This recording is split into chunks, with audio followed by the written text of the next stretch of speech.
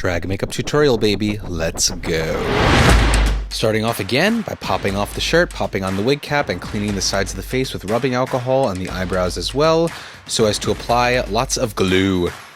Prozade to strategic areas around my face, to which we shall attach the face tapes that I am setting up currently. And while the Prozade is drying, I'm also starting to glue down the eyebrows. Bit by bit, I am doing things here based on how long the glue is taking to dry in the various locations. If I have to wait for something, I try to do something else. So I put on the face tapes above the eyebrows and on the cheekbones and pulled the face back, popped on a headband to sort of secure the elastic further, and continuing to glue down the eyebrows.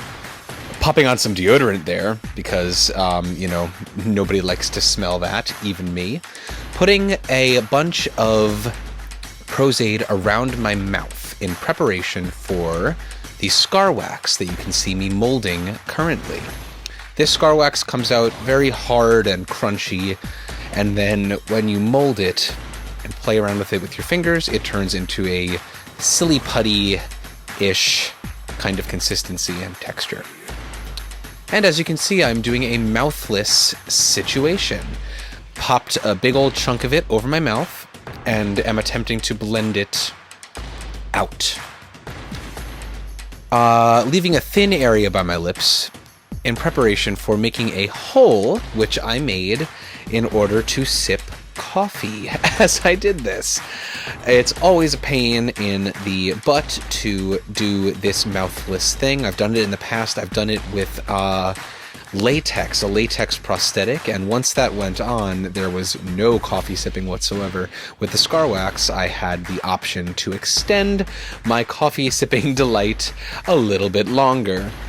It's a vital part of my process, coffee. As you could see, a face tape popped off. Maybe you couldn't see, but that's what happened. A face tape popped off on my cheek.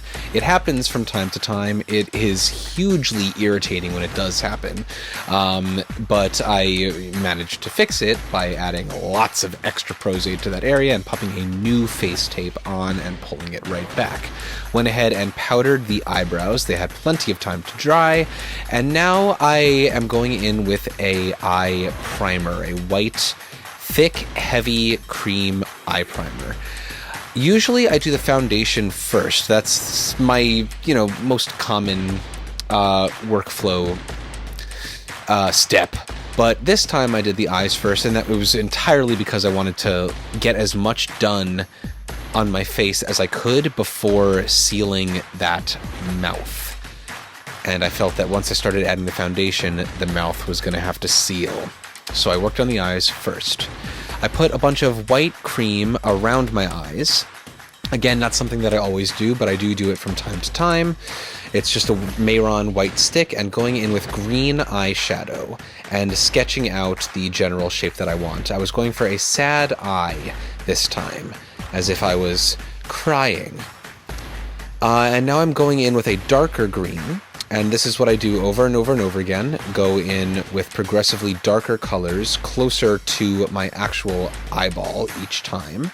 And then blend the colors together. And this gives a nice sort of gradient illusion of depth situation. And that is what I'm doing. I'm going in with a third color. Just progressively making the eyes darker and darker to make it look like it is a real eyelid instead of a drawing on my face. And blending it together, blending it. In terms of brushes, I have a bunch of them, and I don't really know... I know each one of them has a use, but I just sort of wing it. Sometimes I realize I know that I need like a thicker, denser brush. Sometimes I need a fluffier one. And I just sort of experiment, play it by ear. Going back in with a white cream. This is either the eyeshadow, the eye primer, or the white Mayron stick. I think it's the eye primer. Just going back in to define that crease, because it got very, very sloppy with the eyeshadow, so I'm trying to make a nice, fine line. It didn't really work out in the end, as you will see. It got a little fuzzy and hazy and blurry, but I did my best. It was good for a little bit right now. And now I am applying the eyeliner, I do believe. I almost always will do a giant eyeliner wing, and it doesn't really work with the sad eyes, so I wasn't entirely sure what to do. I think for a second there I was looking at some reference images of Aquaria, I think I was going off of mostly, and Imp Kid. And I just did a thin line of the eyeliner, like as close to my actual lash as I could, and then I extended it below my eye,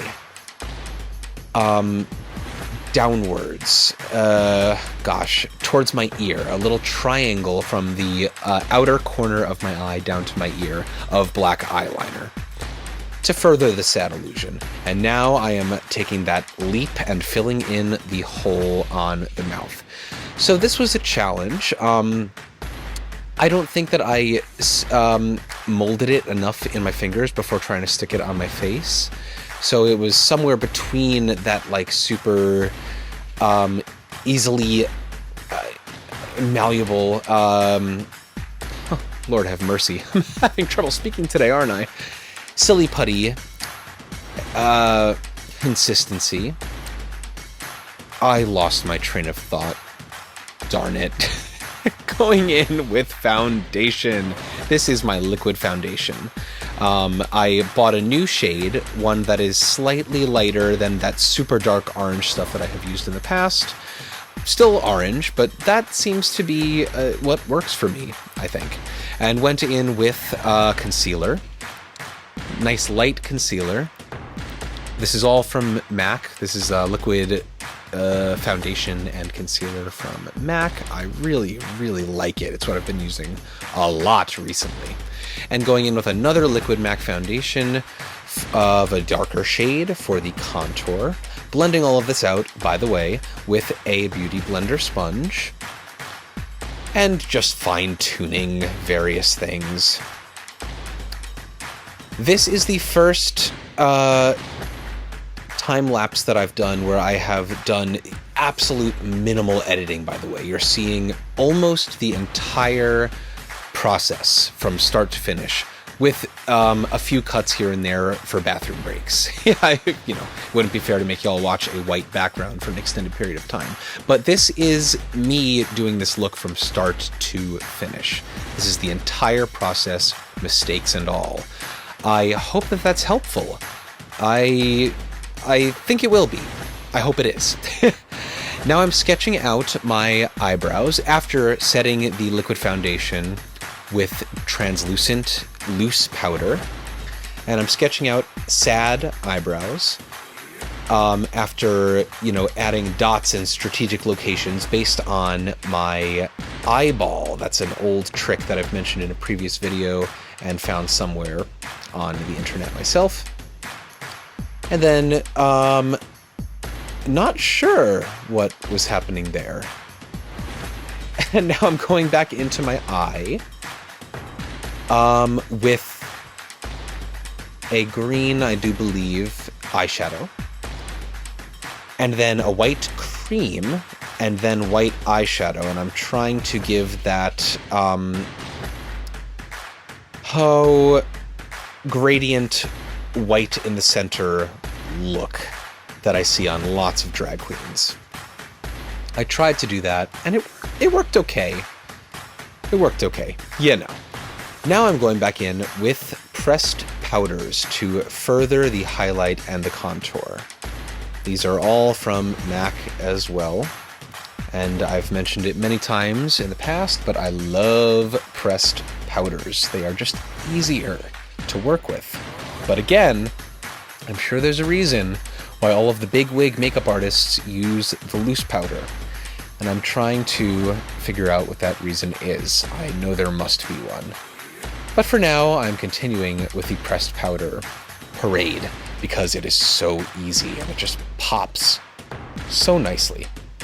And now I'm just going back into the eyes with more green eyeshadow and extending the under eye, especially in the corners, trying to give that downward sloping sad look. There was a shadow occurring naturally in the area that you see me painting right now, so I decided to work with it and roll with the punches there and add some green eyeshadow for that ultra bags under the eyes kind of scenario. And furthering the nose contour, that always requires a lot of fine-tuning. And now it is time for blush. Blushy, blushy, blushy blush. I undershoot blush consistently. And it's because I really only have one blush palette. That's really the reason now. I don't have very many colors to work with. I will expand that palette eventually. Oh, I sprayed my face down there with a setting spray. And now, once the setting spray dried, I went back in with a shimmer. There's the shimmer. Went in with a shimmer highlight to the cheekbones, to the center of the eyelids where I added that white cream foundation earlier, to the center of the nose, and that's all I did for the shimmer this time. And now it was time to work on the neck and shoulder area. I had an idea from the beginning. Oh, I should have cut this. I am probably choosing what music I'm going to listen to. Wow, I really should have cut that. I might still. So I decided to, from the beginning, I had an idea of adding vines creeping up from my body onto my face and sort of invading my face, shall we say. So I went in with a really small brush and a cream, sort of dark brownish color, brownish red color, and just etched out a bunch of branches.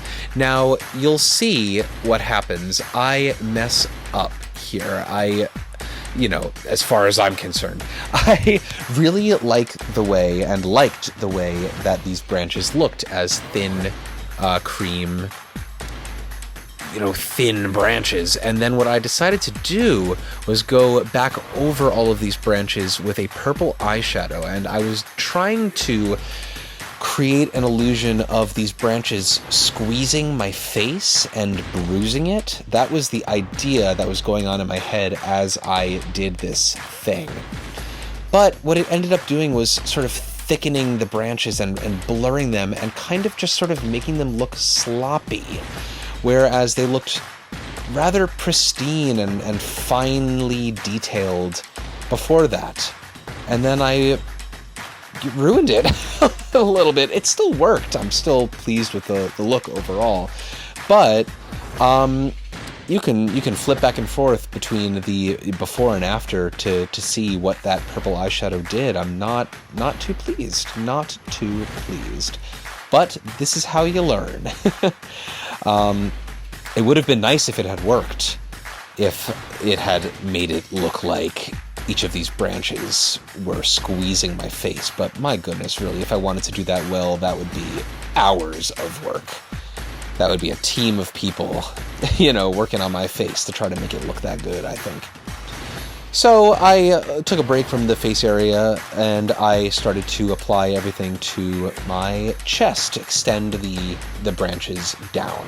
I added foundation very, very quickly.